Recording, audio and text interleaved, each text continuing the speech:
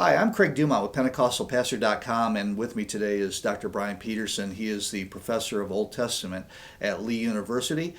He's also author of numerous books, and several of which we have, Bryan, and we've got you either in interview format like this or walking through some.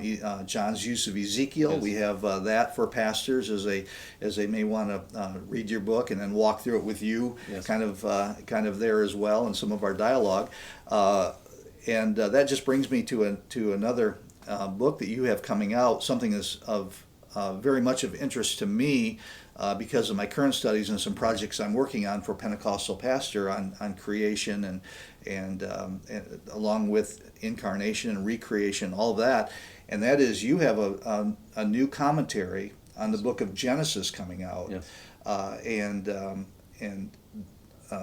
As we get to talk about that is a fascinating study. One of the things that I'm very much interested in developing at some point in the future is kind of a teaching series on Genesis 1 through 11. Maybe at some point we'll get there. But for now, I wanted to just talk about Genesis. What is it? When we just had a conversation, I don't know, a couple days ago, and yes. it took off. I thought I was only going to tie you up for about 30 seconds, and I had you probably for 30 minutes.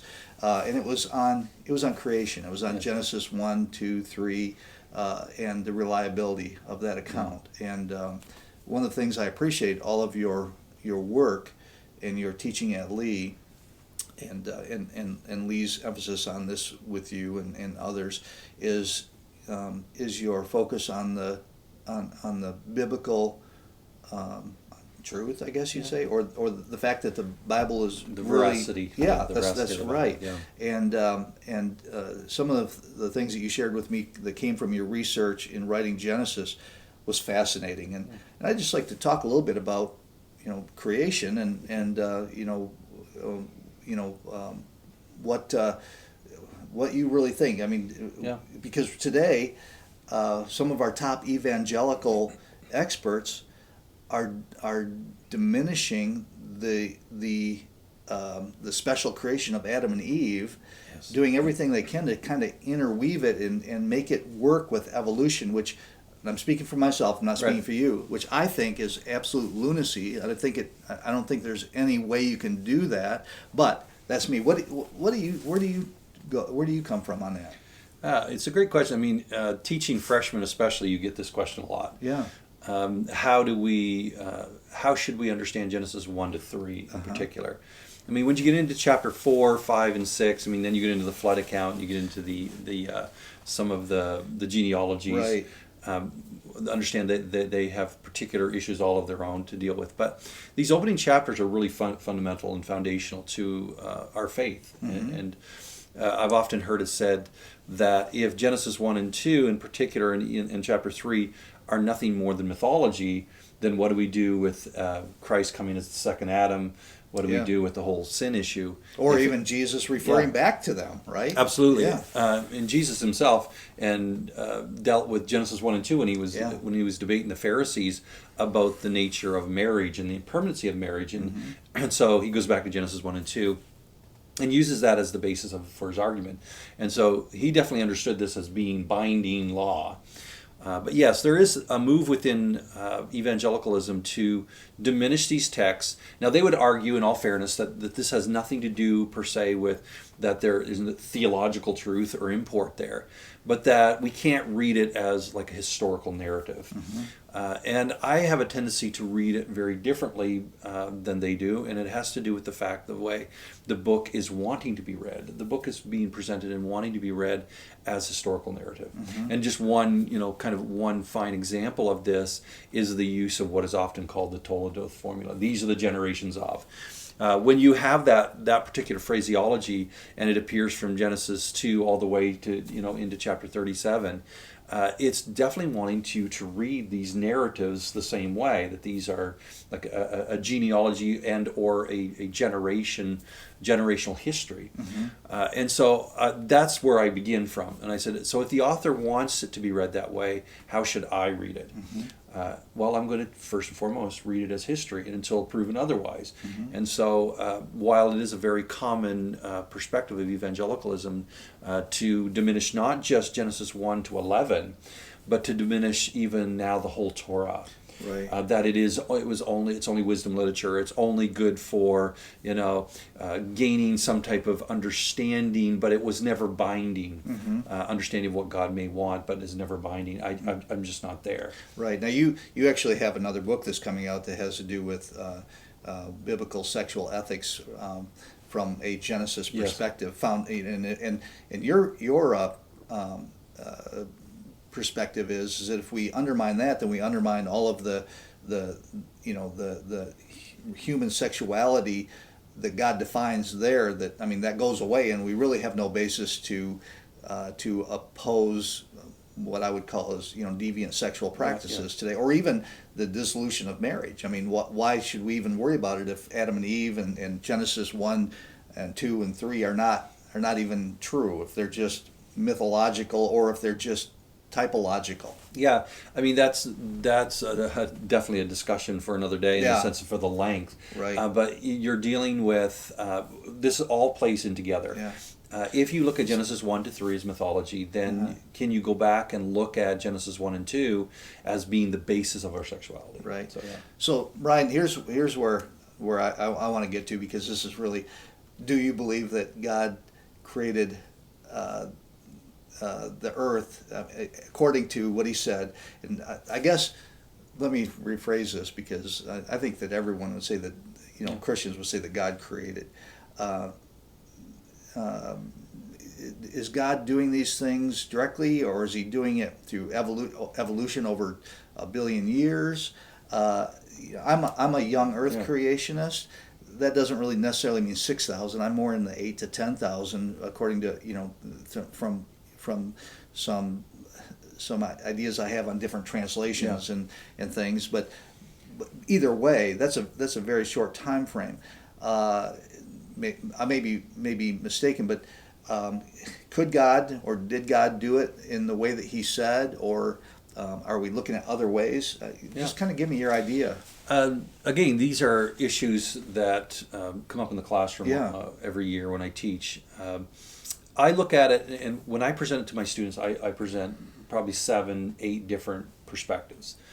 And while I don't necessarily tell students, you have to believe X in order to be a Christian, I do point out the strengths and weaknesses of the arguments. So, for example, you speak of young earth creationism. That's probably where I would place myself. The issue is, what is the number of years? And because there are those who say it's 6,000 to 8,000, some say 8 to 10, some will say 60 to 100,000, depending on how they view the age or how long humanity's been around. For me, it's not one of those things that I base my eternal salvation on. But I will say, what I read in the biblical text from Genesis 1 and 2 wants the reader to accept an understanding of creation as being quick and as being in a 6-day period. Now, again, I know on the other side you have old earth Christian, old earth creationists who are fine Christians, evangelicals, however you want to look at it, who say, look, we actually have an earth that is got age in it, and that the days that are being referenced in Genesis chapter 1 are literal 24-hour days, but it doesn't necessarily mean that they were consecutive days, day 1, day 2, day 3. There could have been multiple times spans of time in there. A good example of this is John Lennox, who is a great apologist from England, who takes this perspective in 7 Days That Divide the World. On the other hand, you have someone like a Hugh Ross, Reasons to Believe, who argues that the days are not literal 24-hour days, but they're ages, and where you get the the multi-millions of years, or even up to 3.78 billion years for the age of the Earth. So for me, when I read it, I had a conversation. I don't mean to interrupt you here, but it's interesting because Hugh Ross comes at it. I think he was an astrophysicist first, and then became a Christian. So. The problem I have with Hugh Ross is I'm not doubting his salvation, not anything, but instead of interpreting God's word through God's word, he's already got a paradigm where he's interpreting it through a whole non-Christian, I mean, because he was taught it from a non-Christian evolutionary perspective, and so everything he does is through that vein, rather than turn it around and say, well, wait a second, so that's just that's my opinion. But yeah, and I wouldn't want to put Hugh Ross on trial or anything like no, that. I've met him, and he's actually taught in my class before here at Lee, and he spoke at Lee a few years ago. I kind of jokingly said, "Almost thou persuadest me to be an old Earth creationist." My major discussion, or I could push back against that, is the fact that God can create with the appearance of age. And I know that creates problem for old Earth creationists, in the sense that they say, well, then that means God is deceptive in some way. And I guess I'm just not there. I don't push God in that box. They had to be in some way. I mean, Adam and Eve are adults. Yeah. Okay, and then you've got an entire established garden there. Even has to be tended. Yeah. You've got the stars that were created that immediately have light, and we know that they're billions of light years so far away, and of course we're talking about the God of the universe, where in Revelation it says that we don't need a sun because God is our light. Well, we have a situation in Genesis where light comes before anything. So I'm not I understand some of their age their age issues, the appearance of age with some of the things within the earth. Some of the things don't make sense to me, though. Yeah, well, I always play the devil's advocate in the classroom to try to get students to think. And I said, we have only a couple other places in the biblical text outside of Genesis where God creates ex nihilo, out of nothing, instantaneously. And it's interesting that it's in the story of Jesus in John chapter 2, when he turns the water into wine, and the story there. And I say, I ask the students, what do we know about wine and how it becomes better? It's usually through aging, right? Yeah. And I know people argue, well, it's only the appearance. No, okay. It's the appearance of that. But that's for another discussion. No. But you also have the creation of... We have a lot of those things where it's for another discussion, don't we?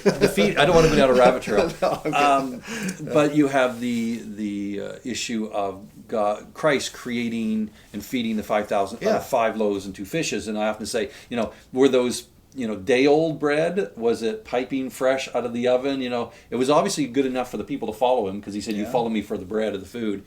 And I said, how old were the fish that he created? Were they minnows? Or were they, full-grown fish? And I said, so Christ himself creates with age. And so I have no problem looking at the Genesis chapter 1 and saying, yes, the earth may appear to be 14 trillion or a billion years old, but that doesn't necessarily mean it is. And again, I'm not saying it's not. I don't hang my salvation on that. Yeah. However, when it comes to reading the text itself, Genesis 1 and 2 and 3, it fits for me perfectly within the period of Moses.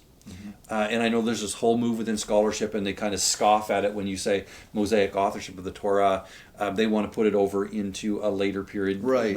David, and later even into the Babylonian exile. I'm just not there. Yeah. And frankly, what's interesting is that up until 150 years ago, nobody was. Yeah.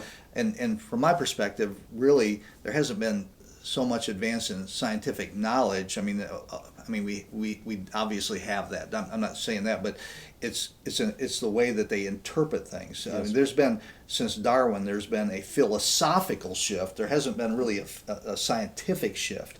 And so we've had the giants of the faith that, Augustine, all those guys were familiar with evolutionary theory, or the earth being billions of years old. The Babylonians, the Egyptians, both of those had probably better, more coherent arguments for evolution than what we have today. If you want to really look at it, they weren't. Those guys weren't dummies. They may have had their mythology and things of that nature, but it's no different than what you have with Richard Lewontin says, hey, listen, we don't believe in evolution because of the facts. He says, it's filled with just so stories, misleading things. He said, to the uninitiated, it looks crazy, but he said, we believe in evolution because if we don't, we have to believe in God. So we have an entire mythological faith on evolution, and I guess that's my question.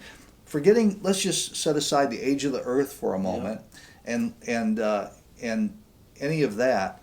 Just the idea that Adam and Eve today, I think the bigger issue, the more dangerous issue from my perspective, and I'd like to hear what you have to say, is on this whole idea that Adam and Eve were not real historical people, but rather a representative type. I've read some of our leading evangelicals who've come up with this whole idea that they represent tribes that actually evolved, and they weren't real. And to me, I'm like, wait a second. Okay, now we're leaving the realm where you and I can disagree on, like, I matter. I don't mean that, but I mean I'm just sitting there thinking, wait a second, that undermines everything in the Bible. You can't have this evolutionary process to get at Adam and Eve, and they were typological, and then have any consistency all the way through. Yeah. Why be a Christian? Because it does. Seriously. Yeah. Well, again, I think that this is where the biblical text is so different than its ancient counterparts. So you have a lot of Mesopotamian creation myths, for example, that did in fact create pairs, multiple pairs, be it seven, pair of sevens. But in the biblical text, it's very unique in the sense that it creates one man, one woman, and it's from them that we have all of creation, human creation, as they're the progenitors of that. And so I look at that and I said, the arguments that are being made for, kind of enforcing evolution are being now made from silence. They're being made, they're theoretical, highly theoretical. And I like to deal with the facts. And so for me, I go back and I say, okay, one of my professors in my first master's program always made this statement. He said, either we are dealing with the word of the Lord or we are not. And so if I'm dealing with the word of the Lord and I'm taking the text seriously, I'm looking at those opening chapters and I'm saying, my goodness, the author definitely wants to make this text sound like we have a primal pair. And for me, I look at it and I say, yes, that's the way I read that text. It is a primal pair, and that's what makes it unique from its ancient counterparts. It's not this tribal group of people that, kind of nebulous in that sense. It's actually one man, one woman, and they got it wrong. And they failed in the garden. Brian, you mentioned to me the other day that 1 and 2, Genesis 1 and 2, kind of are, take it from a... Take the ancient texts from other non-Yahweh cultures, I guess we'll say that, and it basically takes one chapter and nails one area of thought, and then chapter 2 takes it from a different one and demytholizes that. Could you remind me how that went? That particular argument I made in a recent peer-reviewed article in BibSac. My thinking was, and this came out of my work in archaeology, and again, I don't want to go down rabbit trail for another day. What I actually found was this, that in Genesis chapter, because this is the major debate within source critical theory that goes back to Julius Wellhausen in the late 1800s, late 19th century. What they're arguing is that in chapter 1 you have what is often known as the priestly source and presents the creation from a very unique perspective where God is outside of time and God is, he's transcendent and he doesn't get his hands dirty, so to speak. And so they look at this and they say, okay, God creates by speaking, and so this is probably coming from the priestly source, maybe into the 6th century. And then you have this chapter 2 that is a very different kind of immanent presence of God who gets down on his hands and knees and fashions Adam and Eve, Adam out of the dirt and then Eve out of his rib. And so they have these two competing creation myths, they say. And I look at it and it's like, from its ancient context, this makes sense. Because if in fact the Israelites, which I believe spent time in Egypt as a group of slaves and were led out of Egypt by Moses and obviously Aaron and Miriam who joined them, and that took place in the 15th century, so the 1400s, 1446. I go with an early date. Then can we find evidence that in that time period that would explain the presentation that we have here in Genesis 1 and 2. Now again, I understand where scholarship is. They say, well, this Mesopotamian, this has what we're seeing is all this these parallels, what we often called pan-Babylonianism, where everything is from Babylon because they want to place these texts in the Babylonian exile. Yeah. But I'm like, put the brakes on. Let's go back and let's look in the 1400s BC. And let's look in ancient Egypt and see if there are parallels Now, again, I am not saying that what we have here is just Moses retelling a myth. Right. What he is doing is demythologizing their understanding of creation. So, Genesis chapter 1, for example, you have God creating, and the term there for God in Hebrew is Elohim. It's a very generic term, and it's a very common term even in the region of ancient Canaan. For example, at ancient Ugarit, the Ugaritic literature actually uses the term Elim as the generic term for God. It's kind of the same way we would use whose God are you worshiping, or what is your God. It's very generic. But when we speak of Jesus, or when we speak of Yahweh, it's very specific. And so in Genesis chapter 1, you have this term Elohim. It's very generic. And he speaks, and Moses speaks of this God creating by speaking alone. Well, what is fascinating is that in Egypt, in this particular time period, there were really two main creator deities. The first one was a god by the name of Ptah, P-T-A-H. And the second god was a god by the name of Num, K-H-N-U-M. So you have these two creator deities. And what's fascinating is that Ptah creates by speaking, and Num creates as a potter, as fashioning out of the dirt, or out of the clay. And so in this very first creation account, what I actually see here is the creation of the universe. So these are not conflicting, and this is the argument that's often made. Chapters 1 and 2 are conflicting. They are not conflicting. And I'm not the first to see this. A Pentateuchal scholar, Sailhammer, John Sailhammer was an individual who presented this. He has now since passed away. But in my research and studying him, I found this, kind of the clicking or the connection between these two. Chapter 1 is really the presentation of the creation of the universe. And in that kind of more broad, generic sense, Moses says, hey, in the beginning, God created. And it's not Ptah who created by speaking. It is Elohim. Now, before you, kind of get too worried, he clarifies who that Elohim is in chapter 2 and 3 and 4, in chapters 2 to 4. It's almost the only place in the entire Torah. There's one other place over in Exodus, I believe, where you get this compound word of Yahweh Elohim. But it is isolated almost predominantly in chapters 2 to 4. And so he is saying, look, I'll tell you who the Elohim is, the one who creates by speaking. It is Yahweh Elohim. And he also creates humanity by fashioning as a potter.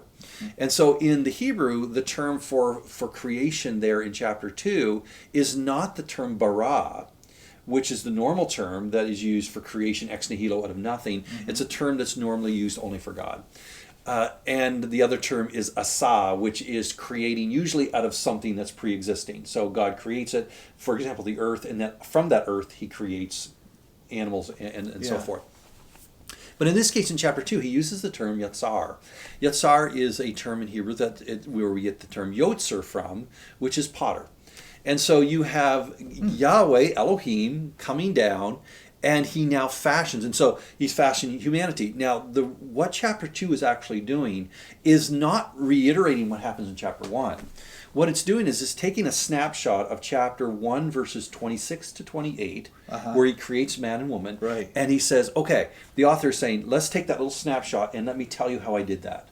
And so in chapter 2, he uses the language of the potter, and it's very much relational language. Now, I understand in source critical theory, they said, well, chapter 1 was the priestly source, chapter 2 is the Yahwist, which was in the 10th century. And I'm like, no, not necessarily. What you actually have here is chapter 1 is the more generic, general understanding. And after all, there's a whole mixed multitude that comes out of Egypt with Moses. In Exodus chapter 12, it says, and a great mixed multitude came with them. Yeah. And so he is educating them on what it means to understand creation. And so he begins by using this more generic term, which any group could understand. And then he goes into chapter 2 and he says, let me tell you who the Elohim is. It's Yahweh Elohim. And he uses this compound word. And he said he's a relational God. And this is how it started. He took clay, the dust of the ground, and he fashioned, much like on the potter's wheel, and he fashioned humanity, and he placed him in a garden. So again, where do we find that imagery? It is not that he's making this up out of whole cloth. So Bryan, this is interesting, because what we have today is a lot of people say, well, the Israelites ended up just modifying some of the theology or the religious mythology of their day, and then they just made it they just kind of fashion around. What you're saying is that no, what of course everybody back then would have had to have some creation knowledge. They weren't that far away from creation of man, at least, whatever, and so it was darkened because of sin. Yes. And Satan had destroyed some of that knowledge, but it wasn't that Moses was influenced by that. It was that God had given a revelation to correct that whole thing. Absolutely. So it's not like they're borrowing it. He's like, no, listen, let me set this straight, right? Yeah, and that's why I often present it from the perspective, look, this is not just a mere borrowing from one to the other. This is Moses instructing, and he's saying, look, you have heard, it's kind of, Jesus does the same thing on the Sermon on the Mount. We're all familiar, you have heard it said, but I say. What he's doing is actually using that same type of perspective that Moses uses on this on Mount Sinai. So you have these two lawgivers, one on Mount Sinai, one on the Sermon on the Mount, and so it's that same thing. It's kind of like Moses kind of saying, "You have heard it said, and you have seen." This is the language that we see in ancient Egypt. He said, "But let me tell you, but I say." And so what he does is I like that. That's pretty cool. He's using that language of ancient Egypt. He's taking their mythology and he's saying, no, Noom is not the creator God as the potter. It is Yahweh. Yahweh is the one who creates. Now, if we just back up a bit and give a little information about who the god Noom was. So Ta is the creator deity in chapter, parallel more to chapter 1. Chapter 2, this deity in ancient Egypt, which had a long history. Noom was the god of the Nile, for the source of the Nile. Khufu, one of the builders of the pyramids, took on the name of Noom Khufu. And so he, to honor that deity. As a matter of fact, when we get over to the Pharaohs of the Exodus, the Amenhoteps, Amenhotep 1, 2, 3, and 4. I believe Amenhotep the second is the Pharaoh of the Exodus. Well, Amun is the god. Yeah, I was just reading about those yesterday. No, I'm kidding. Who actually parallels Noom. Noom took on a lot of the deity roles of Amun and vice versa. And so in the 18th dynasty, which just happens to be the period of Moses, from an early date perspective, it just happens that was the main deity that the Egyptians worship. And so if the Israelites are working on temples and mortuary temples and store cities and whatnot, which we see in Exodus, they would have been very familiar with this mythology. And so what Moses is doing, he's saying, look, that may be the mythology that you have been brought up with, but let me tell you what it actually is when it comes to who was the creator, who really was the creator who fashioned man out of dirt. It is not Noom. It is actually Yahweh Elohim. And so they use that language. Again, I'm not saying that God did not do this, but what Moses is doing, he's saying, this is the way God did it. Now you got to remember, mythology, a lot of mythology is rooted in some type of kind of nugget of truth that has been embellished. In this case, Moses is actually setting the record straight. And he's saying, look, God is relational. Yahweh is relational. He gets down on his hands and knees and he takes this clump of clay, puts it on the potter's wheel metaphorically, and begins to spin it, and he begins to fashion humanity. And as he fashions man, what does he do with it? What does he do with man when he's done? He places man in the garden and he has him care for the garden. Well, guess what? Guess what Noom did in the ancient world? He fashioned Pharaoh on his potter's wheel, breathed into him the breath of life, placed him on the earth to be his co-regent on the earth. Well, does that sound familiar to Genesis chapter 2, where you have Adam placed in the garden, made in the image of God, made in the image of God, has the breath of life placed in him, and then is now to be the co-regent with God. Right. Wow. So so when what we're saying here is that Moses, God gave Moses. And we shouldn't have any problems as Pentecostals, believing that God gave Moses a divine insight, spoke to him clearly, telling him revelation knowledge is what I'm saying, to set it straight, because no person. Well, first of all, nobody was there. Okay, and except for Adam and Eve, obviously, and we're a ways away, and all of this disinformation. Which had already started back then, fake news. They had fake news all the way back then, yes. But it did have a basis of fact because you can't escape God. Yeah. God is, the heavens declare the glory of God. And, we look up and we know that there's got to be a creator. So even though it's darkened through sin and Satan has distorted all of that, So mankind still had all these creation stories, even though they were deficient or incorrect and caused people to worship false gods. So Moses comes and through divine revelation and sets the record straight and does it in a way that God wants it to be known. Yeah. And so why today, if we're Christians, I'm not even talking about non-Christians are going to do what non-Christians do, okay? Yeah. I understand why they don't believe. The Bible says, that, even from Jews who believe in God, that the revelation of Christ, there's still a veil. That's got to be taken away before they can see clearly, okay? Yeah. So I understand non-Christians. Brian, my frustration is it not even, I guess it would be within the evangelical, even today, the Pentecostal realm. Why are we so eager to jettison divine revelation, divine knowledge, when we talk about being filled with the Holy Spirit, prophesying, speaking, doing all of these, and believe that God raised Jesus Christ from the dead, and then he ascended physically into heaven. All things that are, like you had mentioned with the turn the water into wine, all that stuff. All those things are impossible. Why is it that we can believe those, but we're intimidated, I guess you'd say, in believing that God could give us a real account? Yeah. Well, a lot of that comes back, it stems out of the period of the Enlightenment and rationalism, the rise of rationalism. So what happened, and I don't want to muddy the water too much, but what actually has happened is, in order to be seen as scholarly, evangelical scholars in particular have adopted the thinking of the world in the sense of evolutionary theory. It's everywhere. You can't get around it. And for me, the struggle I have with evolutionary perspective is naturalistic, and it jettisons God. And so I hear the words of the psalmist, "The fool has said in his heart, there is no God." Yeah. And as soon as you jettison that portion of it, and you take out the supernatural, because the supernatural is not rational. Right. And so that's why rationalism has really done a number on evangelicalism. Right. And as we can go back to the early Pentecostal movement. I'm unapologetically Pentecostal. And when you go back to the early Pentecostal movement, we were not known for our scholarship per se, even though we had some pretty smart individuals and well-educated individuals in that movement. More for our zeal. We were known more for the zeal, it's the crazies. But the problem is, as we went through the whole process of accreditation, and this happened in the late 70s, early 80s, where, when we started taking government money, and student loans and whatnot, and I'm not against that. I'm just saying there was a trade. Well, there was a trade-off, right? And what happened is we needed PhDs. We needed PhDs to get accreditation. And so what happened is, where do you get your PhDs from?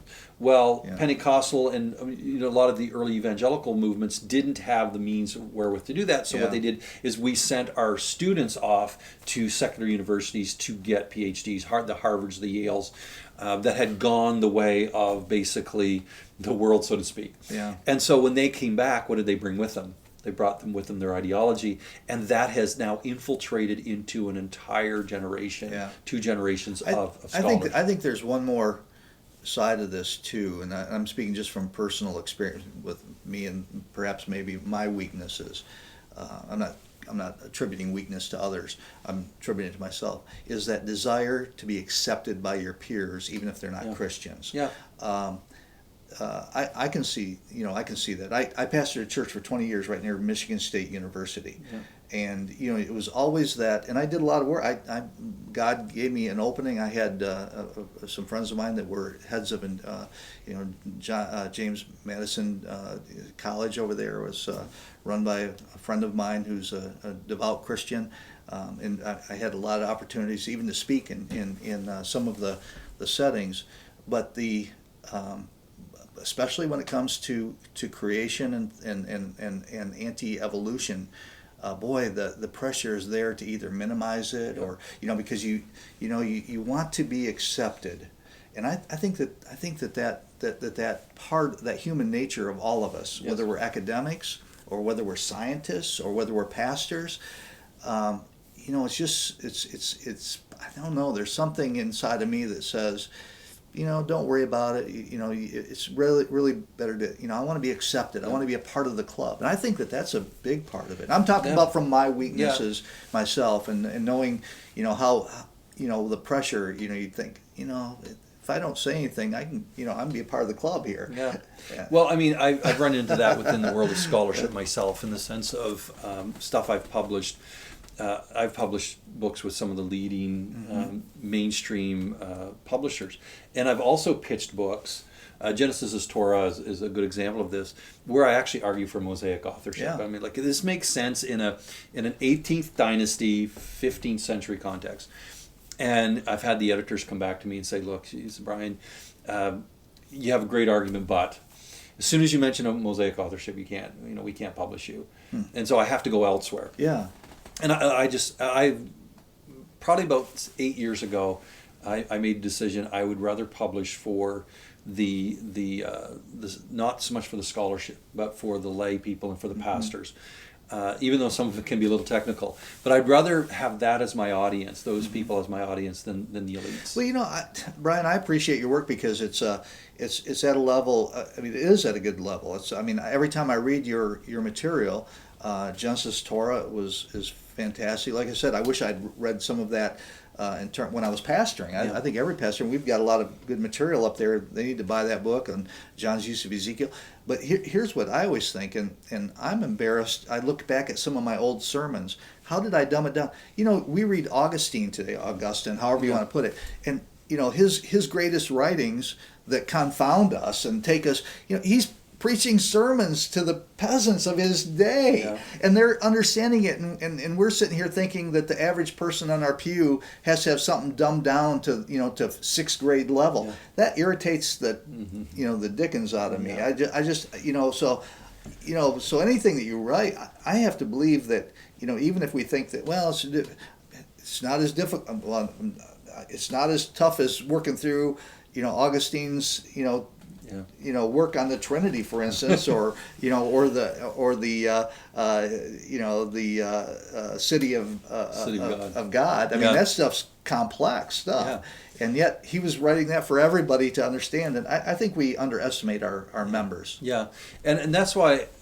I think a lot of it is because when I'm writing, I understand kind of the short attention span of our culture. Yeah. So it's not necessarily that they don't have the wherewithal to understand it. Now, obviously, if you're speaking in Greek and Hebrew and all that, that's going to be a little more technical.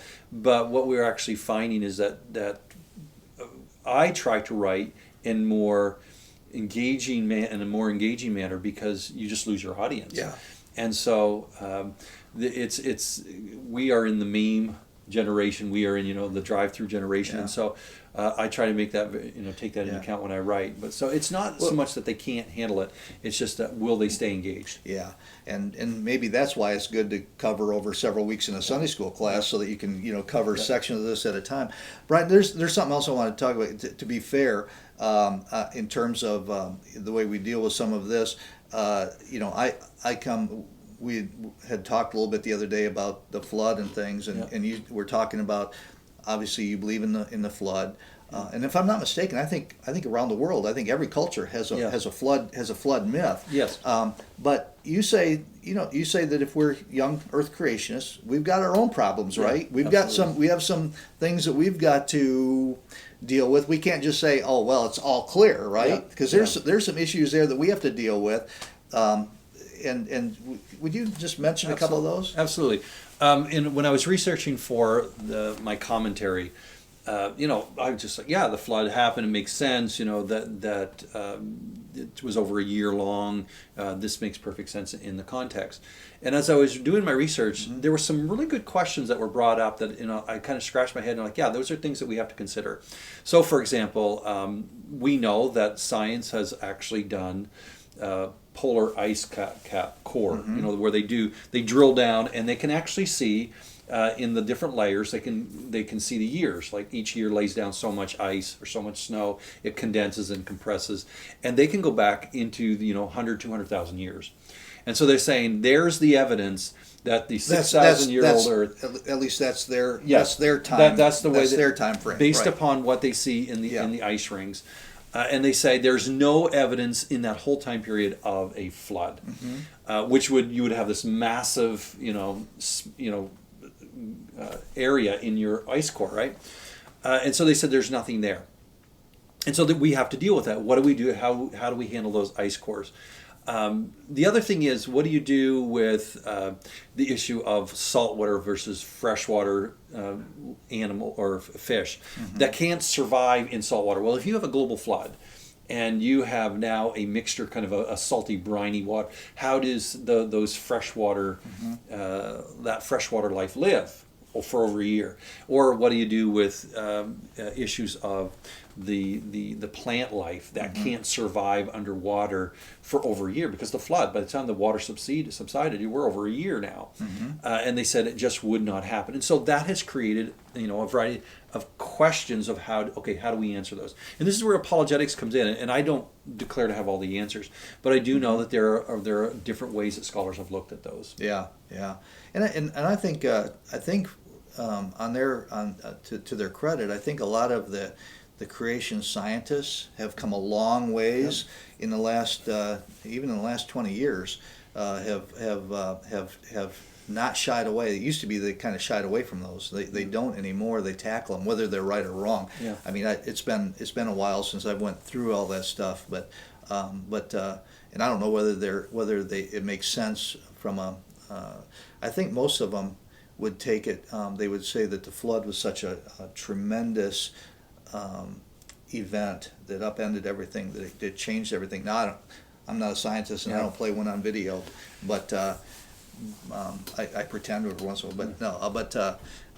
But those are real issues. I mean, if we're going to answer, the Bible says to be ready to have an answer for your faith, and that includes today some of these counterclaims.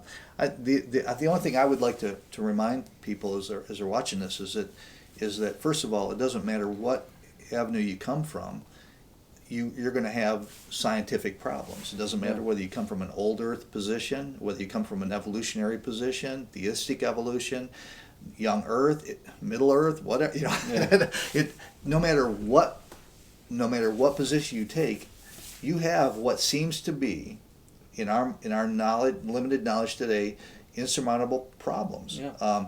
So it's not just young Earth creationists. We should just own up to the fact, we've got some things that we can't explain, but that doesn't mean that all the other, every other view, Christian or non-Christian, doesn't have equal problems. Is that right? Yeah, I mean, this is why it's age-old and has been debated within scholarship. There have been book after book after book written on these types of issues. For me, I have no problem with the supernatural. And so I kind of, with my students, I kind of tongue-in-cheek say, can anybody explain what it was like when Moses crossed the Red Sea? And was the Bible says that the water was heaped up on as walls, right? And they walked through. And I've seen memes, where some people are, sticking their finger into the wall or fishing or whatnot. But the thing is, that is a supernatural event where water was heaped up. Yeah. And so I just kind of tongue-in-cheek say, hey, is it possible that if all of humanity, if all living creatures were in kind of more in an isolated area on the earth, could God just form a box and just flood them out? And it'd be like in that sense, a global flood and destroy everything. And you kind of see they're thinking, right? Because that's the supernatural aspect, right? And people say, well, that's just naivety. No, I'm just like, you either believe in the supernatural or you don't. Yeah. And there's so many different ways that God could have done things that we just don't understand. Well, there's one other point, and this is kind of getting long, so we probably need to, because I could sit here and talk with you forever on this, and you're gracious to engage me as much as you do. But in the Psalms, I mean, it's not just Genesis talks about this. The Psalms has so much on creation. It goes back, and the psalmist takes for granted, the revelation of Moses, and incorporates even some of, you talk about the parting of the waters. Incorporate the Psalms, incorporate Moses' song, and drawing a blank, not Aaron, his sister. Miriam. Miriam's songs, and there's so much about creation and God's creative acts in the Psalms. So it's not. So what we would say is that there's a biblical witness, not just in Genesis, but in the Psalms, and Job has more about Genesis, or about more about creation than almost any other place. Is that, that's chapters 38 to 42. Yeah. Just this is off the cuff, but who wrote Job? I'm just curious. Did Moses write Job? Do you think Moses wrote Job? When I teach the wisdom tradition, I look at Job through the lens of Moses. Okay. One of the traditions is that Moses actually wrote Job. Yeah. And this is the argument that I make. I say, where did Moses spend 40 years of his life when he was on the run from Pharaoh? He spent in Midian. Midian was just south of Edom, the land of Uz. And caravan traders would have been coming through all the time with these accounts and these stories. Now, chronologically, the book of Job actually fits in the patriarchal period. You can actually, if you ever had a chronological Bible, you'll actually see they put Job in the period of the patriarchs, which fits nicely with the Moses figure. And so he is writing through a lens of, I would argue, he is there in Midian and he is hearing this story, and it's a great wisdom story. And it's, like I said, it has a lot about creation. It has the term, for example, the sons of God. Interesting enough, it appears only in Job and in Genesis. Genesis chapter 6, 1-4, you have that same language. And so whoever's writing this material, there's a lot of arguments there that can be made for Moses. Well, listen, I'm going to let Bryan actually get back to his actual work, and I appreciate, Bryan, thank you so much for taking this time. And I really am looking forward to when your commentary on Genesis, and it's on the entire book. It's not just on Genesis 1 through 11. It's on the entire book of Genesis. And again, you are a dyed-in-the-wool Pentecostal. It'll be good for us to get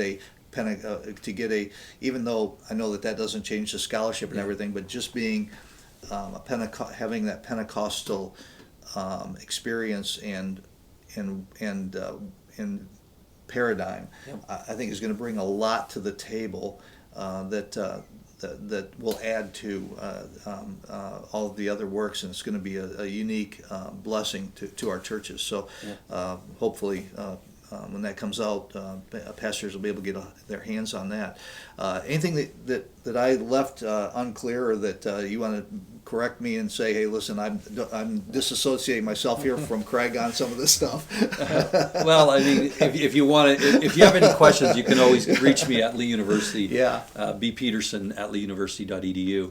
And I have pastors who every now and again will email me and we'll have conversations or phone me. But the only thing I would want to note is that the commentary, when it comes out, where it's in the editorial stage, it's actually from a Pentecostal perspective. That's the series. It's the Pentecostal scholars are writing on this material. And so it doesn't mean that we're speaking in tongues and finding tongues in every chapter or anything. But what it does is highlight. I don't know the way you pronounce some of those old names and everything. I'm glad it's you. I don't think I'd ever get there. I'm glad I'm not a diplomat and have to get all these names correct. But it's actually going to be more the focus. Where do we see the role of the Spirit playing out, and how can we glean from that? But yes. So I'm looking forward to that, and when it comes out, maybe we can chat a little bit more about that. That'd be great. Thank you, Bryan. No problem.